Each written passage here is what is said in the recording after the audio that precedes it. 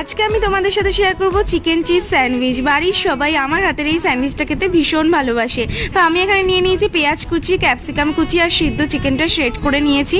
এখানে কর্ন দিতে পারো, গাজর দিতে পারো, আরও ভালো লাগবে। এখানে আমি ব্রাউন ব্রেড নিয়েছি, আমুলের বাটার নিয়েছি, ভেজ মেয়োনিজ নিয়েছি আর আমুলের চিজ কিউব নিয়েছি। তো এখানে আমি ভালো করে সব কিছু একসাথে নিয়ে নিয়েছি। ভালো করে বেশি করে মেয়োনিজ দেবে যাতে বাইন্ডিংটা ভালো হয়, থিকনেসটা হয়। আমি এখানে 2টো চিজ কিউব গ্রেট করে নিয়েছি। আরও চিজ চাইলে আরও দিতে পারো, আমি এখানে 2টোই দিয়েছি। আর একটু লঙ্কা কুচিয়ে দিয়েছি আর গোলমরিচের গুঁড়ো দিয়েছি। তোমাদের কাছে যদি চিলি ফ্লেক্স থাকে চিলি ফ্লেক্স দিতে পারো।